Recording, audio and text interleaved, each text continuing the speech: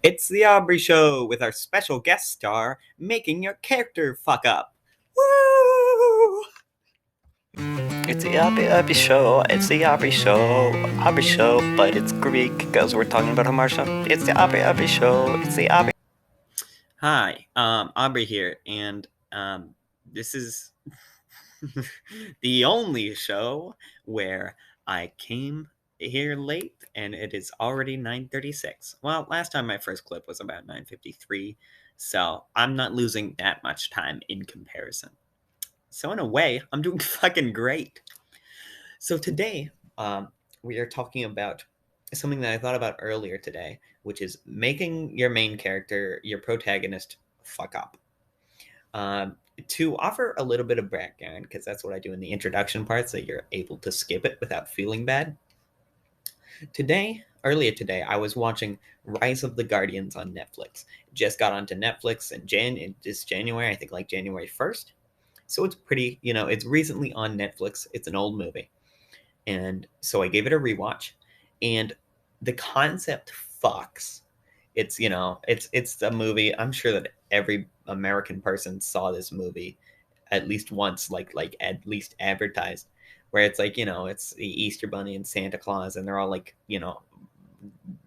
versions that are able to fight, and they all team up to defeat this guy called Pitch Black, who creates like nightmares.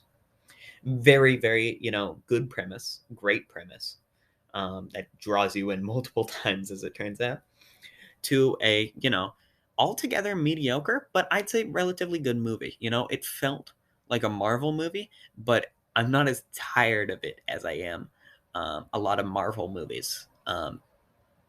So it, it still felt fresh, even though um, it did have the same mediocre kind of vibes as a Marvel movie.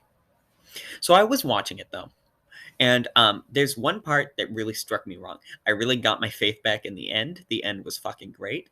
But in the middle, there was one part of it which I really did not vibe with. And I'm going to cut so that I can have something to link this skip. So basically, in about the middle of the movie, the protagonist um, screws up. I'm actually going to give a little bit more background to this. He, this entire movie has only teamed with the good guys because he wants something that the bad guy has. So he's like, I'll defeat the bad guy because I want MacGuffin. In this case, the MacGuffin is his memories, which is very interesting. He wants his memories of the past back, so he has to defeat this bad guy to get him back. But while off on a solo mission type thing, he finds a hole, and he hears calling from the hole. It's a call that he faintly remembers. And he's like, I gotta go down there. So he goes down into the hole, and he finds the bad guy's kind of lair type thing. And he goes, I can get my memories back. So he starts looking around this big old hole, this big evil hole. And he's looking around, and I'm like, this is about to get interesting because this guy is going to find, he's going to solve the only thing that keeps him with this team. And then he's going to reach a point where he has to decide, is he with this team because he wants to be a good person, or was he just with it due to the thing that he wanted, which he will now have? Because he's looking through the cave, he's going to find it. Sadly, however, Pitch Black confronts him, and now my thinking shifts to, the villain, Pitch Black, is going to talk to him, and he's going to give him what he wants so that the villain doesn't have this guy, who is already proved to be more powerful than all of the other Guardians, on the team to fight him. Because he knows that he just wants this. He knows that he's not a hero. So he's just going to use his power in the scenario to convince him to fuck up, you know? But what happens is Jack Frost seemingly like kind of forgets that he wants. Our protagonist forgets what he wants when he's in the face of the villain, which I can kind of get behind, kind of, if it supports a more interesting plot. But Pitch Black basically forces him to take this his memories back, and then, you know, he sends him back up, and Jack Frost, our protagonist, does not look at the memories. He stashes them away because now they're bitter. At this point, I'm thinking, hmm, That's not really how I expected that to go. Let's see where they take this. Then they take it in the time-honored movie direction of the bad guy has now ruined everything. And then when the protagonist comes back to the surface and meets with the other good guys see that they have this thing that the bad guy had, and they go, "You made a deal with the bad guy to ruin everything so that you could get the thing that you wanted, the MacGuffin." And this is a misunderstanding trope.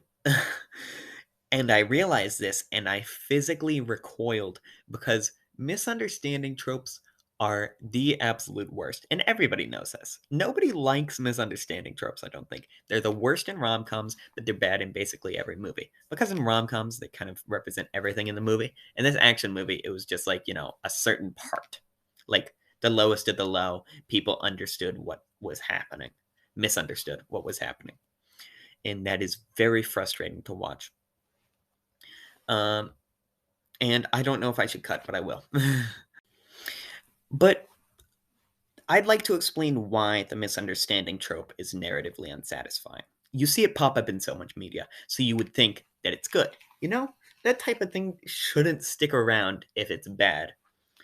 So why, in so many different types of media, is the ally character misunderstanding the protagonist such a staple? Because people don't super misunderstand each other in real life, mostly because communication doesn't get cut off in real life. You can explain in a snap second, that's not what I meant. And usually, if the other person is an ally of yours, they will trust you and listen and hear you out, and you can explain everything and they'll get it. So that's one of the things. It's unrealistic. That can be very frustrating. But I'd like to point you to something that always has and always will perturb any watcher of any movie is when the protagonist gets screwed over by something they cannot control. Now, there are times when this can be cool. Absolutely. It's super fun to watch, the protagonist at the start of the movie get bullied by this big old villain, and, they're getting beat crap out of, and they're trying to fight back, but they can't because they're too weak. They gotta be strong enough by the end of the film to take on this dude who just absolutely whooped their ass on the first encounter. That's a very interesting way of control being taken away from the protagonist. But it doesn't have the same effect for your readers, for your watchers, when power is taken away in an emotional way. Now, this is because of the combination of, unrealisticness, because if you misunderstand something with your partner, you can explain it. And the only reason that past that point they would continue to misunderstand you is if you either explain it in the most shit way possible, which I've never seen, but I'll leave that open. I'm sure that somebody can absolutely not explain anything in real life. Or, and this is the most likely thing, they just want to be angry at you. But in media, it's always portrayed as we want to understand you, but we can't for some reason. And that's because, in an action film, it would be weird for the allies of the hero to, just not like the hero and just want him to leave. Although that would be interesting. I do kind of want to watch that. Where he just hasn't gained their trust at all throughout the movie. So it makes the audience feel very bad. And there's something to be said for triggering that empathetic response in your audience. But most of the time, it's going to make the audience feel more angry than, like sad for the character. It's going to say, why didn't you explain it this way? Because if they did explain it that way, then, the allies would go, oh, I get it. Let's have you back. You were mind controlled, blah, blah, blah. You made a stupid deal. I don't know if I was clear during this part at all, but I tried to explain why this is narratively unsatisfying, so I'm just going to move on to the next part. Okay, so now we probably vaguely know why this misunderstanding trope is so narratively unsatisfying in movies and media. But how do we get around that? How could we possibly get rid of a trope that makes such easy drama? How do we possibly get rid of something that separates the allies from the other allies? That's such a fun dynamic. We gotta watch them at their lowest before we see them at the highest in the third act. How do we do it? Well, the best way to do this. I don't know why I chose to take a drink then, I'm sorry.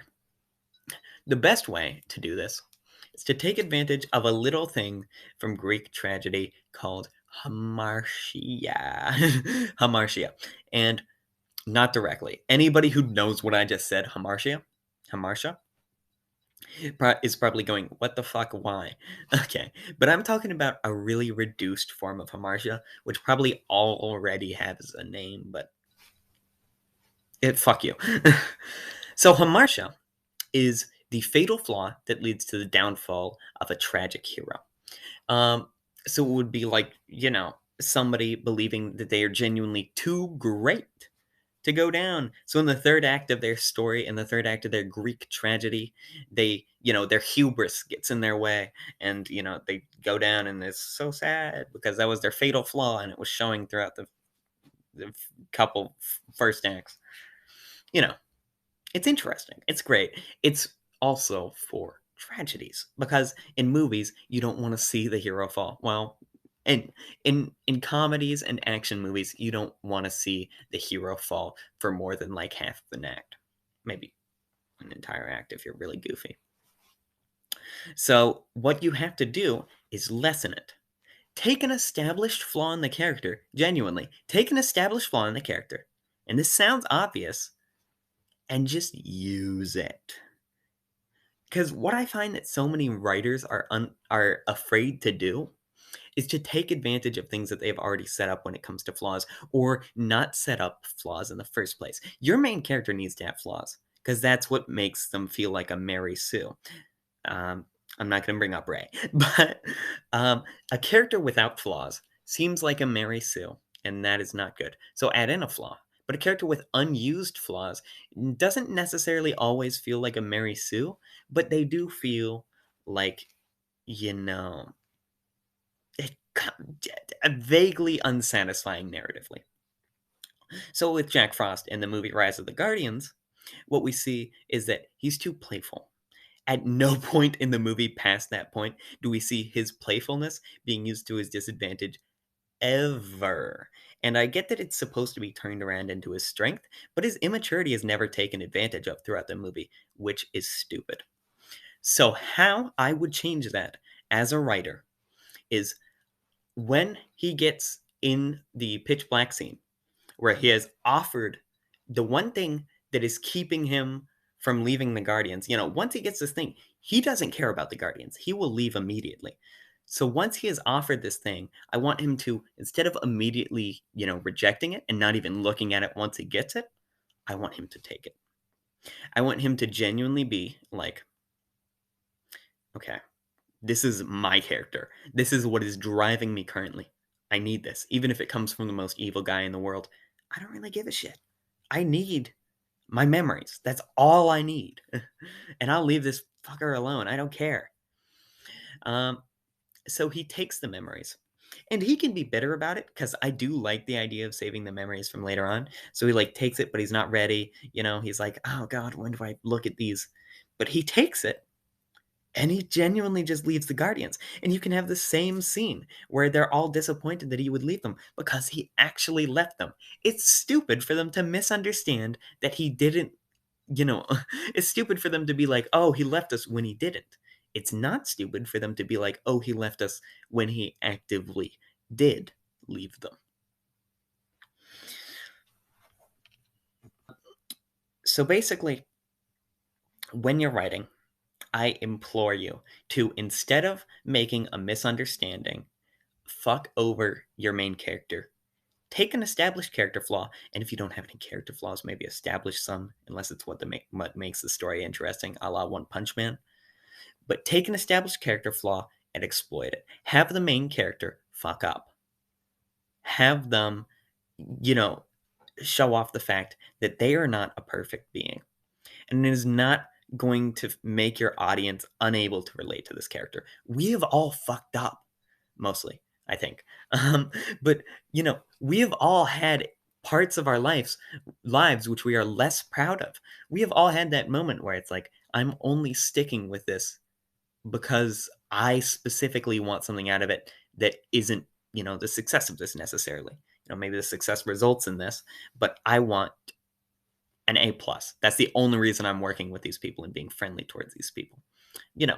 We as an audience can always relate to a flawed character. Hell, you can even take it to extremes. You can have them do a lot of shit, and it's just going to tug at heartstrings instead of, making what you fear happen. No, nobody's just going to be like, okay, this character is unrelatable unless you take it to the absolute extremes, at which point you're writing a tragedy. You are writing a tragedy. But just exploit some flaws now and then. That's literally all I have to say in this episode. And I get that I've had 2 writing themed episodes in a row. Like, I haven't had any really fun ones yet. I will try and do some just for fun Aubrey shows, like skits and shit. But this is just something that, I just watched Rise of the Guardians and I want to share because I have noticed it as a flaw in a lot of other people's writings. The world isn't always against you, but you can be against yourself. Bye. I think that's all. Bye. It's the Aubrey show. It's the Aubrey show. Aubrey show, but it's Greek because we're talking about Hamartia. It's the Aubrey show. It's the Aubrey show, but it's Greek because we're talking about Hamartia. I have to lead It's the a guitar Aubrey show. so I It's can't the Aubrey afford show. a band on Aubrey set, show, but I it's need Greek something